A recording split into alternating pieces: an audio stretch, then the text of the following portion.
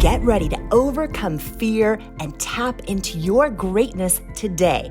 You are one decision away from changing your life. And my guest today, Ed Mylett, the world's #1 inspirational speaker, mindset, and performance coach, shares how in this powerful, purposeful, deeply inspiring, and tool-packed episode.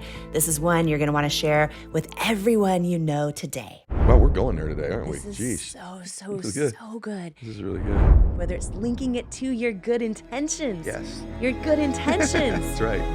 Woo! And we keep things so far away, but that's a great lie. The truth is, you're one decision away from changing.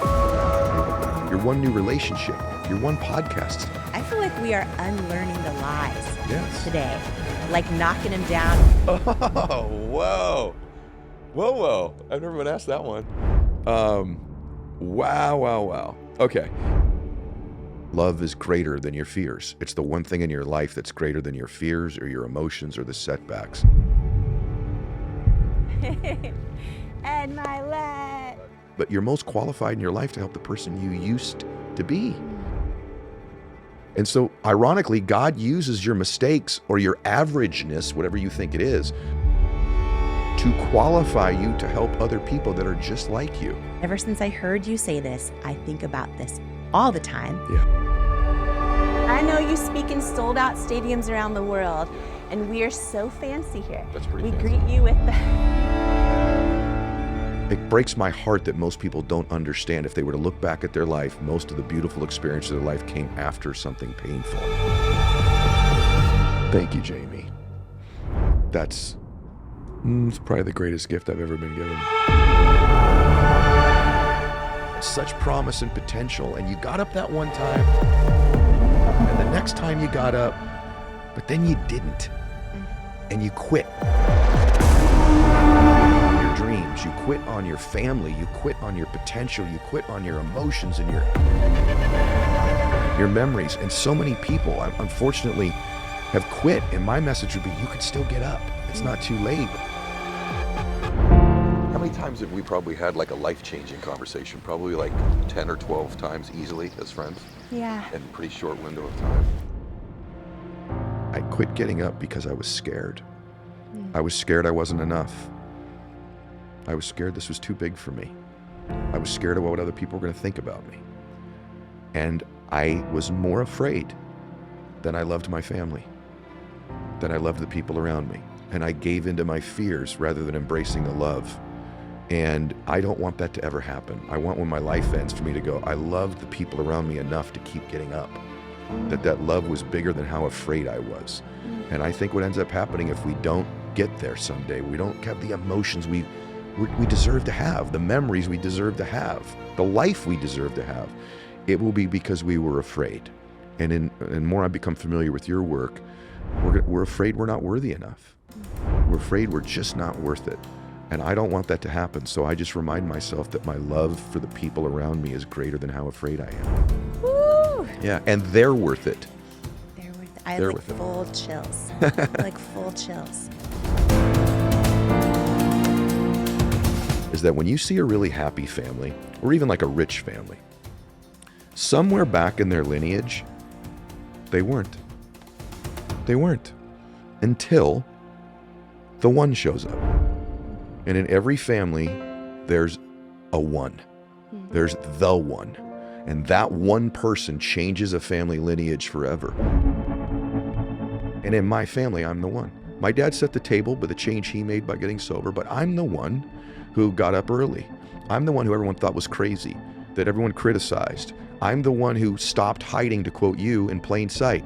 Like the hits, I'm the one who people rejected. I'm the one who had to carry the emotional burden of changing our family. And it's so worth it because my nieces and nephews, they don't think like I thought when I grew up. They've got dreams and ambitions and they believe in themselves and they're good people and they contribute. And I'm proud of the fact. And so if you're listening to this, if it even affects you at all, just a little bit in your body, you get a little butterflies or a little bit of emotion, or even if you think, it's not me, that means it is you. You're the one. You are the one in your family.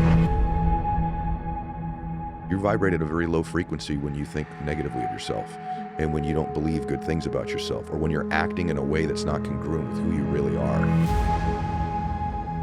And so in a moment, you can decide, I'm going to operate in truth. And the truth is, you were born to do something great with your life. All of you were. You were born to do something awesome with your life in big ways and small ways. That is the truth. That is the truth. And so now we're operating at a high frequency level. This is like breakthrough. Because when you believe that to be true about yourself, your whole vibration changes, raises. You're in your power. Yes. So I got to tell you,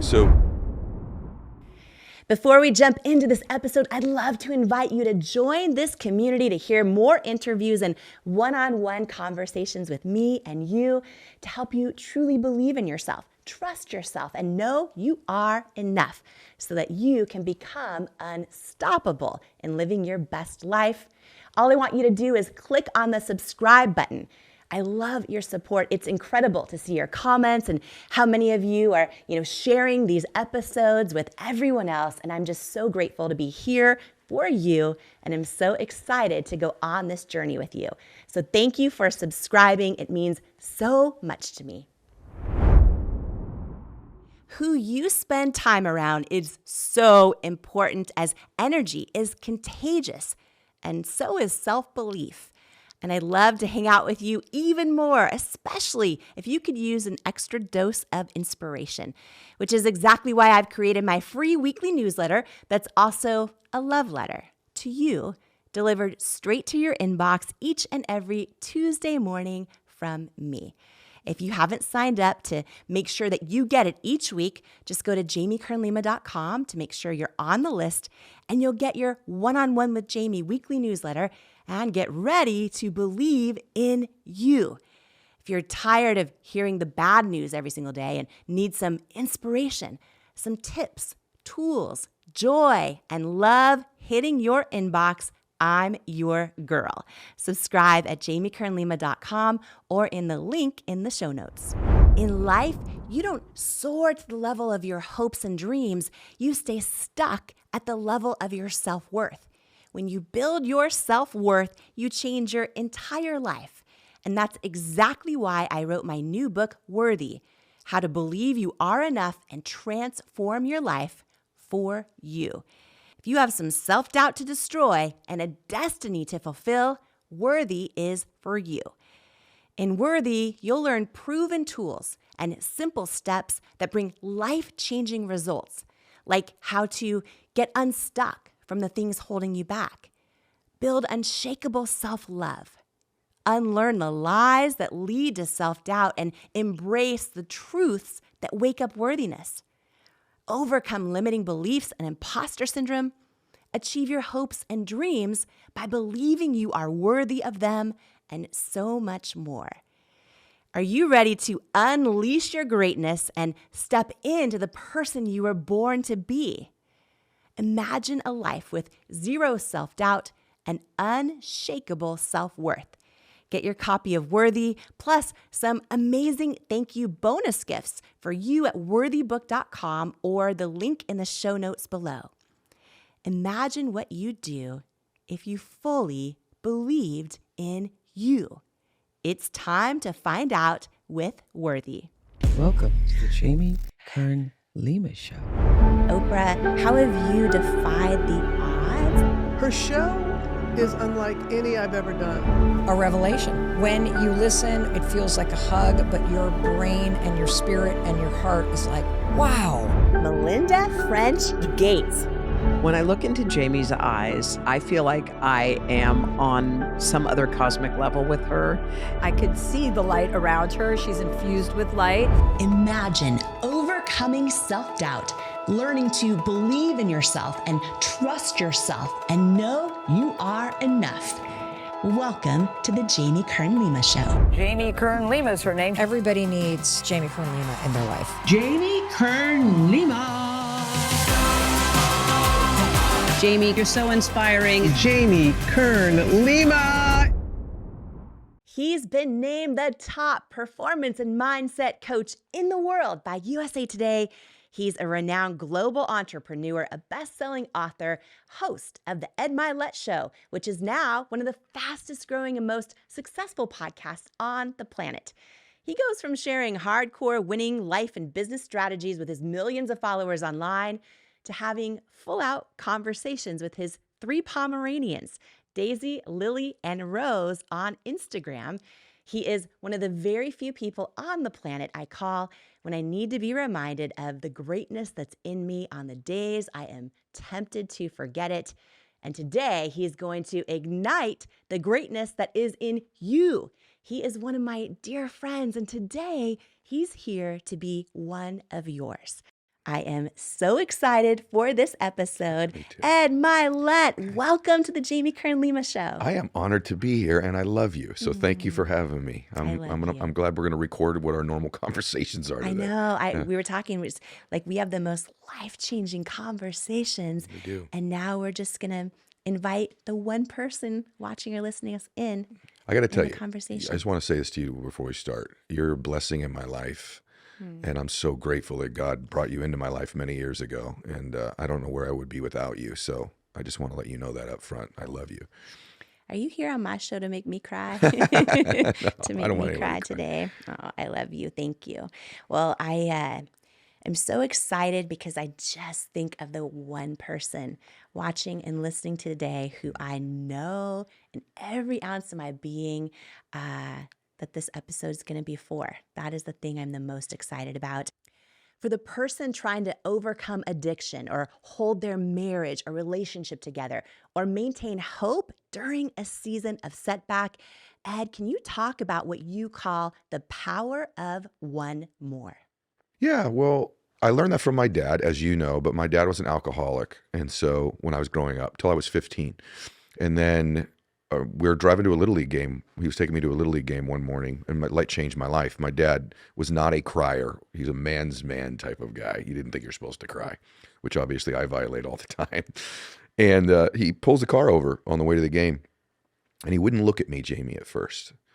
And he started to talk without looking at me, and he just says, Eddie, I'll never forget this. I'm gonna try to get sober one more time. That was the first time I ever heard that before. And I remember saying, Daddy, like, what would be any different this time? You've tried before. And he said, because this time I'm going to do it because I love you. And it makes me, I don't know why you do that to me. I don't remember ever hearing my dad say that prior to that time, ever. And he got emotional and I got emotional. And he said, I'm going to try one more time. And then when he went away and he came back, I said, Daddy, are you never going to drink again? And he said, I can't promise you that, Eddie. What I can promise you is I'm not going to drink for one more day at a time. And those days stacked up for the remaining 35 years of his life. He never had another drink. So what I learned out of that was 2 things. One was the power of trying something one more time and the value of that. The other thing I learned for people that are going through those things is my dad linked that effort to love. Because love is greater than your fears. It's the one thing in your life that's greater than your fears or your emotions or the setbacks.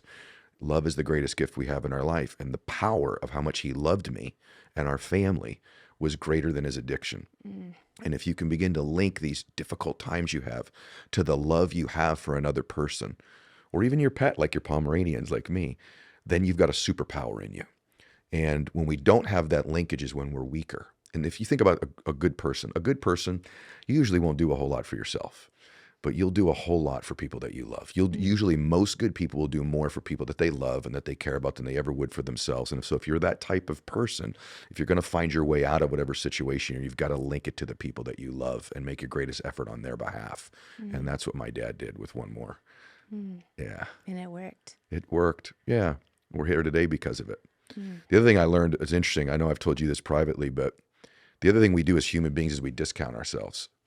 You know, we think, well, I'm not qualified to help other people because, you know, I've got this mistake I've made, or I've been divorced, or I've always been average and ordinary. Why would I ever do something great with my life, you know? And I think we do that. We use our failures as weapons against ourselves, or even our sins and our mistakes.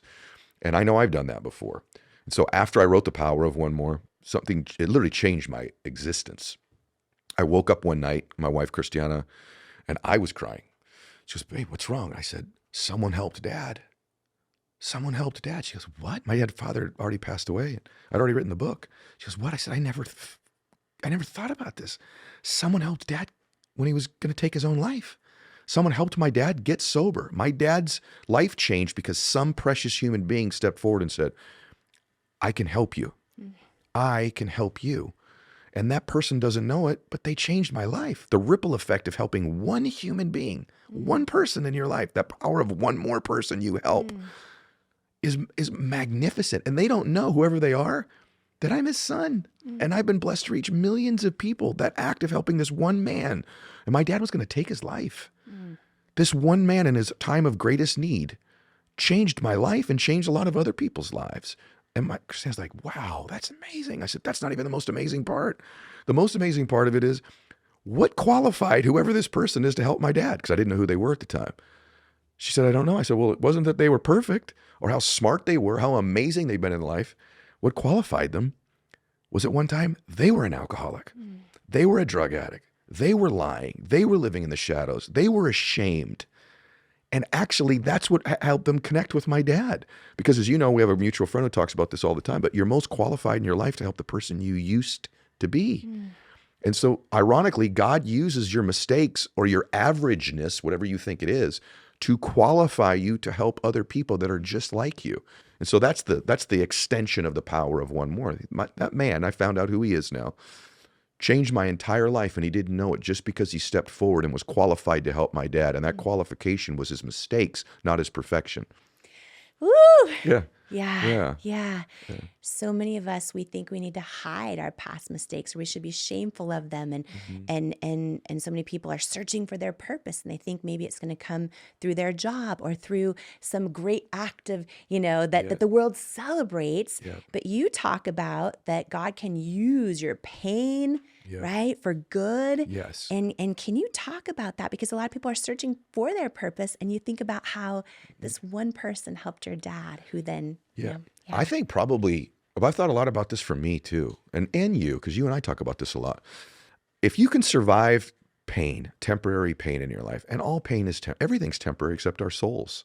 If you can survive temporary pain, on the other side of that pain, you meet another version of you.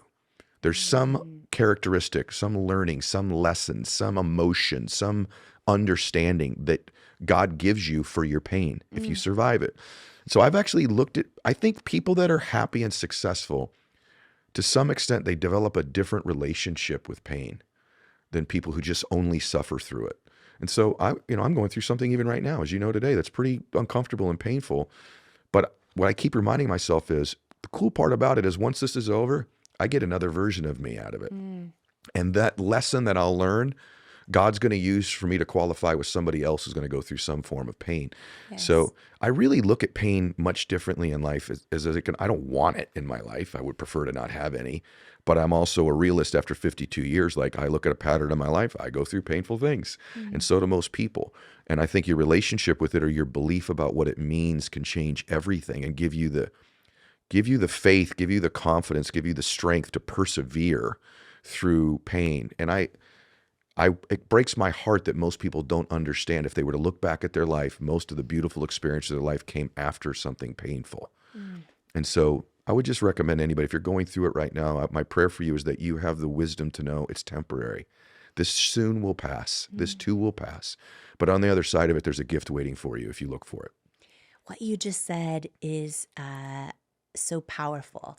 And the fact that in the midst of your pain, on the other side of it is a new version of you. Yes. And just for everybody listening right now, I wasn't even planning to ask you this, but it reminded me of something that you have shared. I've seen you share this in stadiums where everyone just starts sobbing because this is such a powerful concept. But when we think about the things that we go through and that other version of us waiting on the other side, can you talk about how you envision meeting the version of you one day that you were born to be?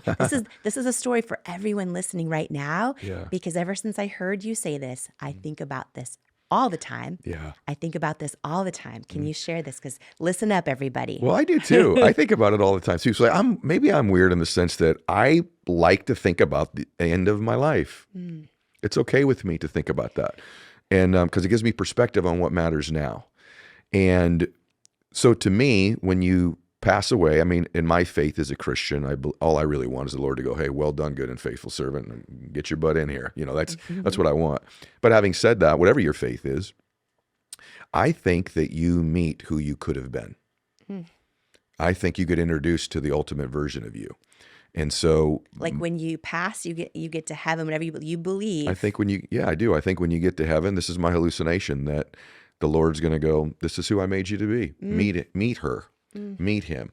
And in my opinion, you know, when I get there, I want to be identical twins. I want to get everything out of my life. I say, max out your life. I want to become that person. And to me, heaven, a form of heaven for me, would be that when I get there, we're identical twins. I say, man, I've been chasing you all my life. All my life I've been chasing you. And for the ultimate me to look back and go, man, I was watching you. And you know what? You fell down that one time. I don't know if you're going to get up. And man, you blew it in that chapter. You completely screwed that one up. But you know what? You kept getting up.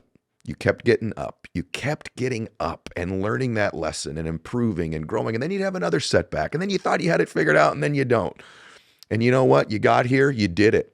You did it. You maxed out your life. You had all the emotions you were supposed to experience. You made all the memories. You made the difference in the world. You felt and lived life the way you were supposed to, the way you were born to have it. And for me, that's heaven. Hell would be the reverse, which is I get there and we're total strangers. That at some point, he goes, I saw you and you had such promise and potential, and you got up that one time, and the next time you got up, but then you didn't. And you quit on your dreams, you quit on your family, you quit on your potential, you quit on your emotions and your memories. And so many people, unfortunately, have quit. And my message would be, you can still get up. It's not too late, right? It's not too late, because to me it would be hell to go, we're total strangers.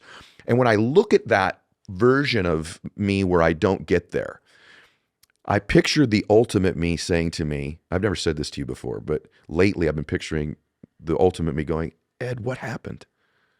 What happened? And I know what the answer would be if I don't become me. I know what would have held me back. And what I would have said was, and this is why your work with Worthy is so profound, by the way, what I would have said is, I quit getting up because I was scared. I was scared I wasn't enough. I was scared this was too big for me. I was scared of what other people were going to think about me. And I was more afraid than I loved my family, than I loved the people around me. And I gave into my fears rather than embracing the love. And I don't want that to ever happen. I want, when my life ends, for me to go, I loved the people around me enough to keep getting up. That love was bigger than how afraid I was. And I think what ends up happening, if we don't get there someday, we don't have the emotions we deserve to have, the memories we deserve to have, the life we deserve to have, it will be because we were afraid. And more I become familiar with your work, we're afraid we're not worthy enough. We're afraid we're just not worth it. And I don't want that to happen. So I just remind myself that my love for the people around me is greater than how afraid I am. Woo! Yeah, and they're worth it. They're worth it. I have like full chills. Like full chills. And the person listening right now, dimming their light. Yeah. Doubting themselves out of their own destiny. What you just said, I want the love for my family, for it to be more than my fears. And you arriving to heaven, not becoming the person that you were born to be or created to be, is you saying, I let my fears be greater than my love for my family. I was literally driving here today, Jamie, and Christiana is in our garage doing some cleaning because I have her do all the manual labor in our house. And I'm kidding. I know that to be true. It actually is has true. told She's me. told you that. And but to along your point, because it's emotional for me, she sent me some pictures of my grandparents, and was just driving up here today. And maybe she sent them to me because I'm having a rough day, you know. But one of them was of my papa, and who I'm named after. I'm Edward Michael Joseph Mylett III. And when I was a little boy, Papa was the person that made me feel special. And what I would say to people listening or watching is, when you were a little boy or a little girl, hopefully there was like that one person that when they would look at you, and if you did have that person, picture their face right now, just when you were with them, they made you feel special, like you were born to do something great with your life. You just felt something about you when you were around them. And for me, it was my papa. He wasn't my dad at that time. It was his dad. I remember my grandfather, Papa, would pick me up on Sundays. We'd go get donuts for all my cousins before we'd go to church. And he had this blue van. And he would pick me up, and he was this big man to me, you know, and I would look at him as a little boy sitting in the seat. Finally, he let me sit in the passenger seat next to him. He was funny. He'd drive by people and honk and just wave at total strangers. And I thought Papa knew everybody. but he would look at me and he'd go, Eddie, you were born to do something great with your life. You're the special one. You're awesome. I go, I am, Big Papa. He goes, you are. You're my favorite. And he would always tell me I was his favorite. He had all these grandkids. I was the oldest one. And every time another grandkid was born, you'll get a kick out of this. I remember vividly, he called me one time. He goes, I was 8. He goes, Eddie, your cousin Peter was born today. He's amazing. He's got our blue eyes. I said, he does, Papa? He goes, he's incredible. 6 pounds, 7 ounces. He goes, he's awesome. I go, that's great. He goes, but you're my favorite. And he made me feel special. For most of us, maybe it was a coach or a teacher or an auntie or a grandparent or our mom or our dad. What I would just say to you about if they made you feel that way, you probably even get emotional when you think about them. If they're gone, especially, what I would just tell you is they were right. They were right. If you had that person, they were right about you. And maybe the rest of the world hasn't recognized it yet and treated you that way, but they knew. They knew. And if you have that person in your life, honor them with who you become. If they're here, do it so they can be proud of you. And if they're gone, honor them with the man or woman you're changing into. Because in my case, I'll remind myself, Papa was right. Papa was right. And even looking at that picture of him just an hour ago, as I was coming up here, it made me feel something. And so, by the way, the cool thing about life is you could be that person in other people's lives if you wanted to be. You could be their Papa by giving them the gift of your belief in them. And then then you're contributing to people's worthiness by being that person. That's sort of what you and I kind of in a microcosm try to do with our own lives. Yeah. It's not that complicated to be me or you. I just love and believe in people, and I try to find things in them that they know to be true about them and to let them know that's why they're worthy. That's why they're amazing. It's not that complicated to be that person. Yeah. And talk about finding your purpose. Don't you find that when you know you've been that person, even if it's someone at Starbucks that you don't even know, or someone at the gas station you don't even know, whatever it is that it's that soul-filling thing, and all you did was, For me, it's like almost a selfish act to believe in people because it makes me feel good about me. It makes me feel good, almost like I'm doing, because I'm such an average person and a flawed person.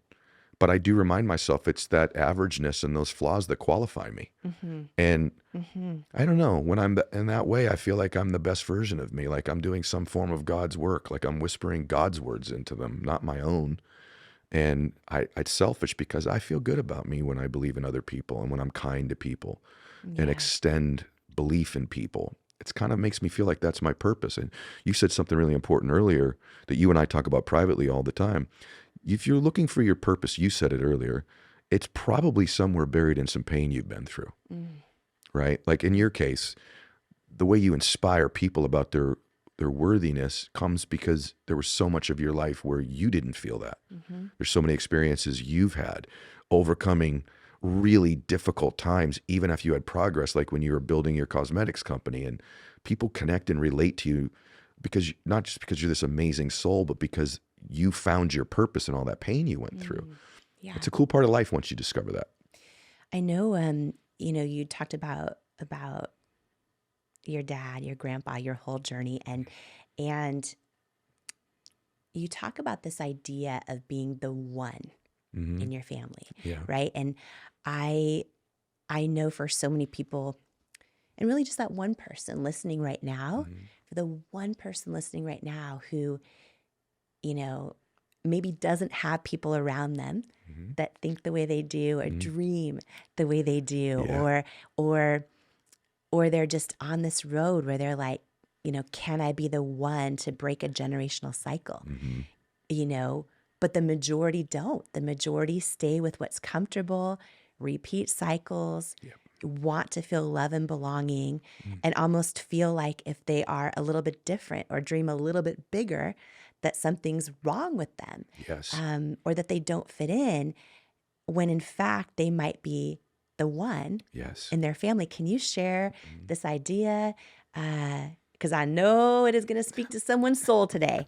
There's so much more coming up in this episode. You are not going to want to miss it. But first, I wanted to share this with you. In life, you don't soar to the level of your hopes and dreams. You stay stuck at the level of your self-worth. When you build your self-worth, you change your entire life. And that's exactly why I wrote my new book, Worthy: How to Believe You Are Enough and Transform Your Life for You. If you have some self-doubt to destroy and a destiny to fulfill, Worthy is for you. In Worthy, you'll learn proven tools and simple steps that bring life-changing results, like how to get unstuck from the things holding you back, build unshakable self-love, unlearn the lies that lead to self-doubt, and embrace the truths that wake up worthiness, overcome limiting beliefs and imposter syndrome, achieve your hopes and dreams by believing you are worthy of them, and so much more. Are you ready to unleash your greatness and step into the person you were born to be? Imagine a life with zero self-doubt and unshakable self-worth. Get your copy of Worthy, plus some amazing thank you bonus gifts for you at worthybook.com or the link in the show notes below. Imagine what you'd do if you fully believed in you. It's time to find out with Worthy. Who you spend time around is so important, as energy is contagious, and so is self-belief. And I'd love to hang out with you even more, especially if you could use an extra dose of inspiration, which is exactly why I've created my free weekly newsletter that's also a love letter to you, delivered straight to your inbox each and every Tuesday morning from me. If you haven't signed up to make sure that you get it each week, just go to jamiekernlima.com to make sure you're on the list, and you'll get your One-on-One with Jamie weekly newsletter and get ready to believe in you. If you're tired of hearing the bad news every single day and need some inspiration, some tips, tools, joy, and love hitting your inbox, I'm your girl. Subscribe at jamiekernlima.com or in the link in the show notes. And now, more of this incredible conversation together. Well, like, you're the one. You are. And so have I become the one. See, here's interesting. When you see a really happy, I remember when I was a little boy, because of what was going on in my house, if we would go out or other families on our street, there would be these happy families. And I go, I wonder what it's like to be in a happy family. Not that my family didn't have joy. I don't want to overcook that, but there was stress. There was angst. If you grew up in a house where there was just that, I don't know, anxiety, right?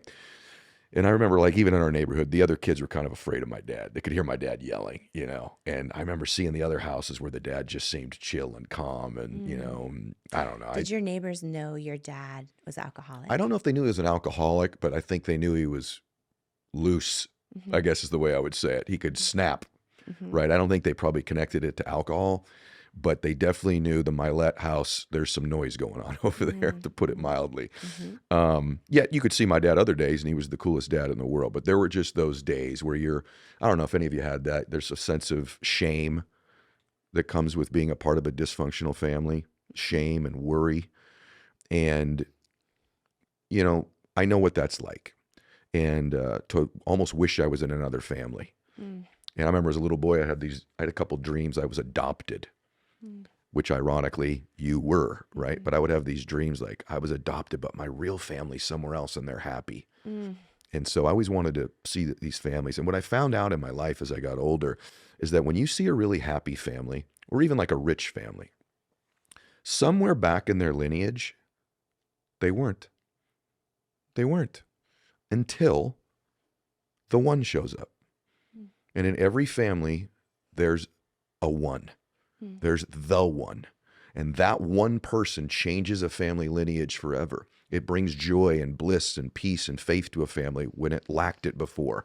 Or it brings affluence and wealth and influence to a family when it lacked it before. And in every family, there's the one. And in my family, I'm the one. My dad set the table by the change he made by getting sober, but I'm the one who got up early. I'm the one who everyone thought was crazy, that everyone criticized. I'm the one who stopped hiding, to quote you, in plain sight. I hid in plain sight. I know exactly what that means when it's in your work. It's one of the most profound things you speak about. I know what it's like to finally go, I'm not going to hide anymore. And I'm not going to believe that I'm crazy. And by the way, I think crazy people rule the world. I think crazy, unusual, weird people are the one. And so I'm the one who got up late. I'm the one who took the hits. I'm the one who people rejected. I'm the one who had to carry the emotional burden of changing our family. And it's so worth it because my nieces and nephews, they don't think like I thought when I grew up. They've got dreams and ambitions and they believe in themselves and they're good people and they contribute. And I'm proud of the fact. And so if you're listening to this, if it even affects you at all, just a little bit in your body, you get a little butterflies or a little bit of emotion, or even if you think it's not me, that means it is you. You're the one. You are the one in your family. And there's this great author named Broderick, and she calls it a generational character, someone, a transitional character. They transition a family from a family that maybe didn't have faith or bliss and joy and love and laughter into one who does. A family with, the world doesn't have their thumb on the Mylett family anymore. We're calling the shots now. Right? We're going to get a decent education in our family. We're going to give to the world. We're going to contribute a little bit. The Myletts are going to do something awesome, right? And so if you're listening to this, you can be the one in your family. And all it really is seriously, it's just a shift. You have to jump up and down about it. It's just a decision. You're one decision away. You talk about the power of one more. You truly are in your life. You are one decision away from completely transforming and changing your life. That's the benchmark. Now, it may not happen that day, but you're one decision away. And usually those decisions aren't made real loudly. It's just like for me, it's like a shift. It's like, you know what? I'm going to start walking a little different. I'm going to start talking a little bit different. I'm going to bow my shoulders back a little bit. You know what? I'm going to be the one. I don't know when it's going to happen, but it's going to happen. And I'm very proud of the fact. I mean, there's not a lot of things I'm proud of in my life, but I'm proud of the fact that our family is different now. And if you're listening to this, you're the one. It's not by coincidence we're talking about this today. It's not by coincidence you listen to Jamie. Anyone who's listening to you and is a part of this amazing show you have now, there's something about their soul that's stirred. That they're like, I think it could be me. I hope it's me. Please let it be me. And if you have any of that in you, you're special. Not everybody goes through life like that. Not everybody cares. Not everybody wants to make a difference. And so if you have that, it's you. It's you. You just need someone to tell you. So we're telling you, you're the one. So let's do it. So yeah, that's the power of one more. And it's the power of being the one. The one. Will you share, I know this is a real personal thing, but growing up and hearing the keys in the door lock. Wow. And going from that moment to deciding you're the one. You trying to make me cry. I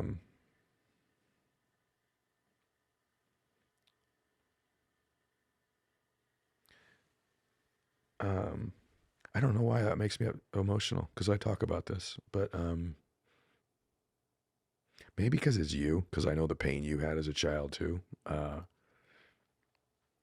I only really have two talents, truthfully, but they're good talents.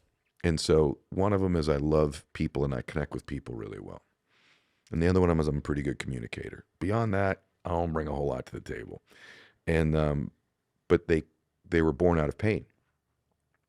And the main one is the pain of when my dad would come home after drinking.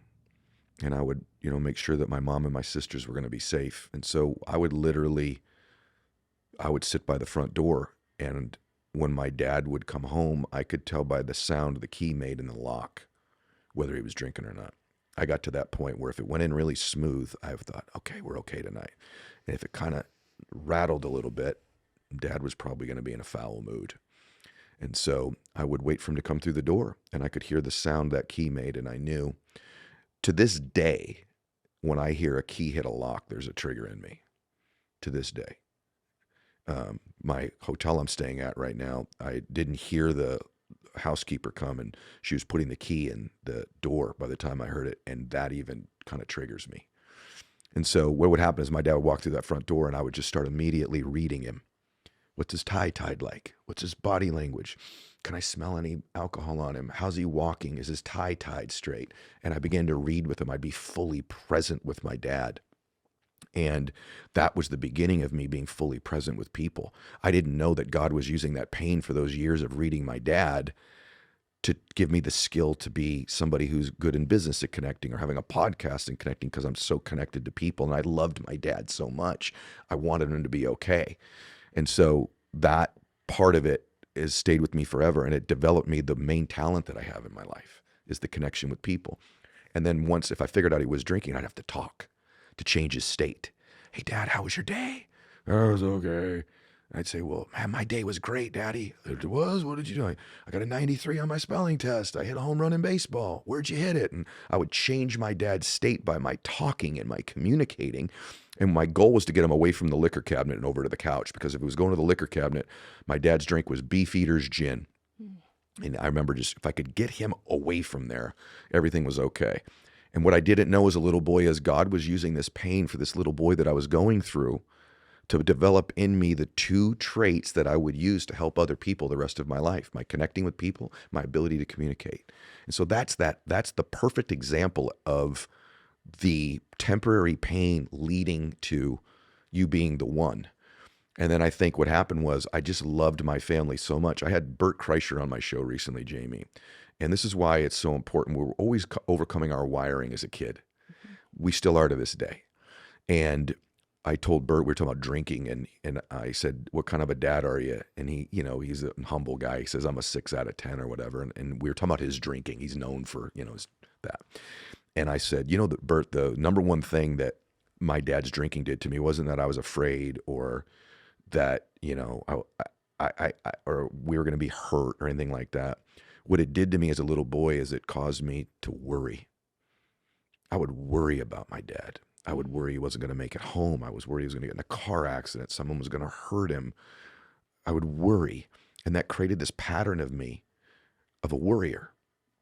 And as I got older and older and older, no matter what happened in my life, I would go back to that pattern of worry and fear over and over again. And so it's a matter of, for me to be the one, I had to escape this worry and fear that I had in my life. And once I identified what it was, it allowed me to be the person that changed our family forever. So I know you used to try to protect your mom and your sisters if he was coming in drunk. And for so many people, and maybe for the person right now who was raised around hard things and is in a spot where they've been repeating them. Yeah. How right now, if they are 20 or 30 or 60 or 70, how right now can they make the decision to be the one? I can tell you for sure, I know. The way that you change where you are in your life is these things that you believe about yourself that are negatives aren't true. They're not true. And remember this, if you start telling yourself the truth about who you are, to quote your work and your worthiness, you can change this. And so these things that you think about yourself are not true. And truth vibrates at the highest frequency. So what's happening is you vibrate at a very low frequency when you think negatively of yourself and when you don't believe good things about yourself, or when you're acting in a way that's not congruent with who you really are. And so in a moment, you can decide, I'm going to operate in truth. And the truth is, you were born to do something great with your life. All of you were. You were born to do something awesome with your life in big ways and small ways. That is the truth. That is the truth. And so now we're operating at a high frequency level. When you operate at a high frequency level, it's from that position that you can make changes and adjustments in your life. So for me, when I need to make a change, I operate in truth about me. So if I'm going through a difficult time, I'll tell myself the truth. I'm built for this. I was built for this. I have a powerful God who believes in me. His DNA runs through me. I am built for this. And when I begin to tell myself any truth about me, man, I vibrate at a very high frequency. When I'm telling myself lies about me, that I'm weak and inferior and small and not very smart and all these things that I learned as a little boy, now I'm operating in lies. And that's a very low vibrational frequency, and I'm weak. I feel like Superman when I'm telling myself the truth about me. And you will feel like Superwoman or Superman when you begin to tell yourself the truth about who you really are. And when you tell yourself the truth about how you really are, you feel it. There's something about you that goes, And here's for me the truth. The truth isn't that I'm super talented. The truth isn't that I have a super high IQ.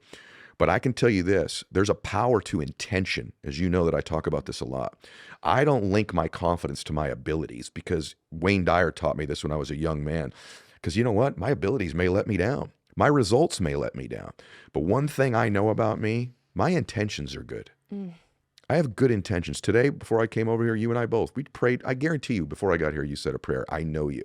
I said a prayer as well. My prayer isn't that I'm amazing. My prayer is that I connect to my intention. My intention is to help people, to serve, to contribute. Of all of my weaknesses and frailties and mistakes, I intuitively believe about me that I'm a good person. I've been with me all my life. I know me. You couldn't probably convince me I'm super smart or unbelievably talented or any of that, but you could convince me I'm a good human. And for most people listening to this, you know that about yourself too. You just don't give yourself any credit for it. There's a power to intention. Listen to me. There's a power to intention. And when you connect your confidence or even your worthiness, and you've taught me the difference between confidence and worthiness, to your intent, you become pretty unstoppable, because that's a truth about you. So the truth about me is I care. The truth is I want to do good. I don't always do good, but my intentions are good. And so that's such a truth about me. Then I'm superhuman because I'm vibrating at a high frequency, because I'm telling myself the truth about me. So the truth doesn't have to be, I'm amazing, I'm super talented, I'm beautiful, I'm this. Maybe you don't believe those things about yourself yet. That doesn't matter. Are you a good person? Are your intentions pure? Now, when you connect to intent, that's a truth, right? And that's why eventually I believe good people win. I just think good people eventually win because they're connected to truth and their intentions. So for me, it's always comes back to my intentions. Right before we did this today, in the green room before you came over and we took our walk together, I just said a quick prayer to myself and reminded myself, I intend to serve. I intend to serve. Everything will be okay from there. This is so good. It is good. This is like breakthrough. So many people are in this cycle of self-doubt. Yes. And they go, I want to believe I'm enough. I want to believe I'm worthy. Yeah. And I don't know how to. Yes. I don't know how to do it. Mm-hmm. This strategy, Yes. Yes. Link your worth to your intentions, right? Yes. Because when you believe that to be true about yourself, your whole vibration changes, raises. You're in your power. Yes.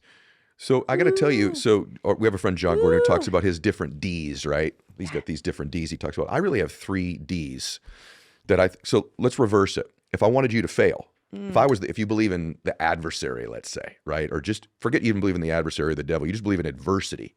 If I wanted to get you to fail, what would I try to get you to feel? I'd get you to feel 3 things. If I want you to fail, if I want you to quit on your dreams, okay, quit on your business, quit on your family, quit believing in you, what would I need to get you to feel? One of 3 or all 3 Ds. The first thing I try to get you to be is totally discouraged. Because if I can get you discouraged, discouragement is a weapon of the adversary. So if I can just get you a little failure, a little setback, a little discouraged, I can get you to quit. If that doesn't work, here's what I'm going to give you. I'm going to give you a dose of doubt. Let me just dose you with some doubt. Doubt about your abilities. Doubt you're worthy of it. Doubt your intentions are good. Doubt your confidence level. Doubt. If I can get you doubting, I got you. Or if that doesn't work, I'll hit you with delusion. Delusion is I get you to believe things that aren't true. I get you delusional. Or I get you to believe your problem is way bigger than it is. A lot of people, when they have a problem in their life, they start thought stacking it, repeating it over and over and making it bigger. It becomes a delusion. Or some little mistake they've made, they repeat it over and over again. It becomes this delusional, huge thing. So if those are the 3 things that can take me off of my game or off of my dream or off of my heavenly pursuit to become the man or woman I was born to be, I rid them out of my life when I see them. I go, I know what this is. This is that whole discouragement thing. They're trying to discourage me. They're trying to get me to doubt. They're trying to get me to be delusional. And so I look for those things and I identify them when they're there. And then I always go back to truth. The truth is God would never want you doubting.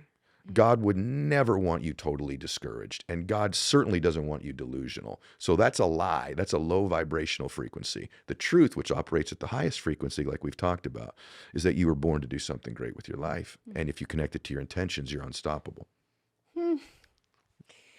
Wow, we're going there today, aren't we? This Jeez. is so This is good. good. This is really good. Because a lot of people sit around and think, and they're not realizing they're giving themselves the 3 Ds. We That's get right. the 3 Ds from all around us all day long. we do. And so often we're giving ourselves the 3 Ds. Discouragement, doubt, Yes. delusion, Yes. right? And then we're like taking ourselves out to the point where it's easy for someone to believe that's the truth. Correct. But it's not the truth. That's You right. feel it in your spirit. And if you're like, okay, but I keep failing, okay, but everyone's telling me I don't have what it takes. And you're saying, A, that's a lie. And B, when you operate in your truth, whether it is what does God say about you, whether it's the things you know to be true, or whether it's linking it to your good intentions. Yes. Your good intentions. That's right. That's right. Woo! It's totally true. And the other thing, delusion also can be a vision issue. I know you've heard me talk about this, but like, here's another thing. Here's part of what delusion looks like. Delusion is, so the Bible talks about where there is no vision, the people will perish. So I've really thought a lot about that. For most people I meet, they have some kind of vision.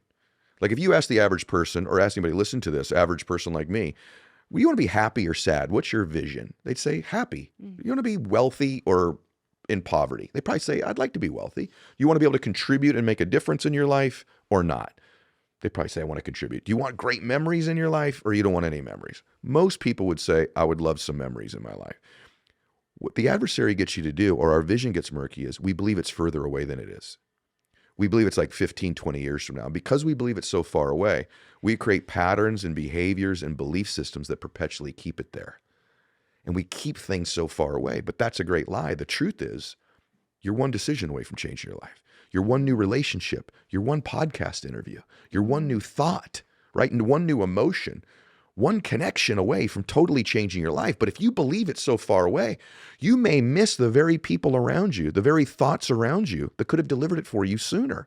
And so that's another power of one more, is that it's this close. It may take a while to get there, but if you always believe it's that far away, that's delusional. It's a delusion.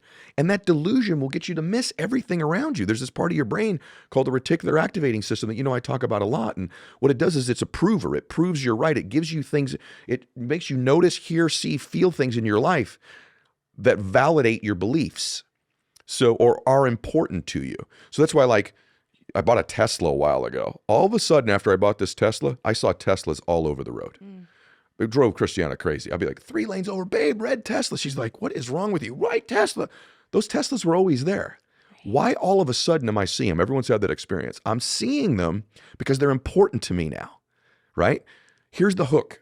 What if your dreams and your ambitions and your emotions that you want become the Teslas? And you believe there could be one away. Now you see things that were always there that you were oblivious to before. And that's the power of having a truth in your life and not being delusional. The D, third D, delusional. I feel like we are unlearning the lies today. Yeah. Like knocking them down one after another. Good. That lead to self-doubt. If you're getting value out of this conversation with Ed Mylett, oh my goodness, you are not going to want to miss what's coming up. In fact, it is so good, we had to do a part 2. Here is a sneak peek of what's coming up in episode 2 with Ed Mylett. I want to express this so profoundly. I love that it's my favorite topic ever on any show I've ever done. And no one's ever talked to me about this before. I've conflated in my life too many times the difference between significance and love. And so when I was a little boy, actually, when I was a big boy, even now, I felt loved if I did something significant. So if I brought home straight A's, Eddie, we're so proud of you. Or if I hit a home run, or I got big muscles, or I made hundreds of millions of dollars, or I had an island, or I got a jet, or whatever it was, that recognition felt like love. But it's a reduced version of it. So all my life, I've been trying to earn it. And earn it. And the truth is, I'm just realizing now, I don't have to earn it. It's my birthright. God gave it to me. I want to talk to you. I want to ask you something I've never asked you before. Okay. Not even in our regular conversations. I've never asked you about this before. Oh, whoa. Whoa. I've never been asked that one. Wow. Okay. You're amazing. Now you're going to make me really emotional. But to just melt back down and cool back down to what I was worth. And I'll never forget the day because I literally watched my dreams walk out the door. But the moment was bigger than my worthiness in that moment. And wow, look at you. Athletes. Literally, athletes, the best athletes in the world. Right. I know that you coach presidents of world leaders. You coach so many different people to overcome their limiting beliefs. Believe it or not, it's their confidence or their worthiness level. And I remember asking you, what is it? And you said that you can see God Yes, in that person, that's correct. every single person. Yeah. And that shifted me. See, people think, oh, a gift is I look like Beyonce, or I sing like Beyonce, or I'm strong like The Rock, Dwayne Johnson. Those are gifts because they're very visible gifts. But most human beings' gifts are subtle and quiet and beautiful. It's their nurturing ability. It's their kindness. It's their intention. It's their humor. It's their intellect. It's their problem-solving ability, right? It's their resiliency. It's their toughness. It's their faith. It's their strength. It is impossible to see God in them and judge them Amen. at the same time, Oh, I love you. right? That's exactly right. Right? Right. And I'm watching them all of a sudden not feel judged by you, so now they feel safe. All right, this is going to get controversial. Uh-oh. You have said one of the most insidious forms of child neglect is a parent that does not go after their dreams. Yeah. I think you're neglecting your children when you don't pursue your dreams and your potential. That's big what you just said, because a lot of people say, well, I'm really good at loving my kids. That's enough. You're saying, oh, but it's actually caught, It's caught. not taught. And if they don't see you loving you, I say this because I've never said this on any show before, but it's you, so I'll say it. I can't believe I'm saying this with you now. for everyone listening, just holding out for hope or for love in their life, would you mind just taking a moment and just speaking into them? And in your life, you're qualified to help anybody that you used to be. And so if you've been in pain and you're in a little bit less pain, you can help people in pain. If you've not believed in yourself for a little while, maybe you believe just a little bit more today, you can help people who need that belief. I've done that good. I've done that really good with my kids. I've done that really good with them. And I would just recommend to everybody, if you have a chance to tell another human being about them, tell them. God chose you to change the world.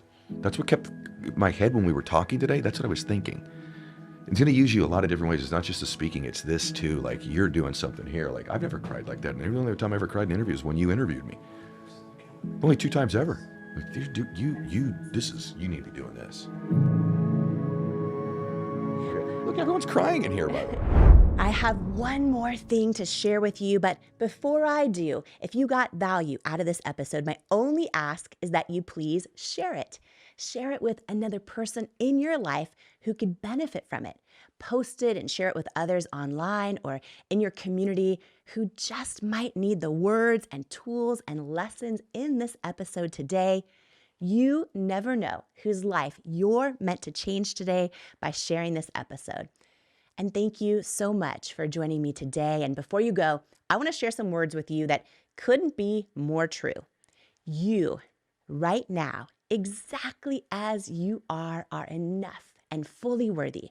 You're worthy of your greatest hopes, your wildest dreams, and all the unconditional love in the world. And it is an honor to welcome you to each episode of the Jamie Kern Lima Show.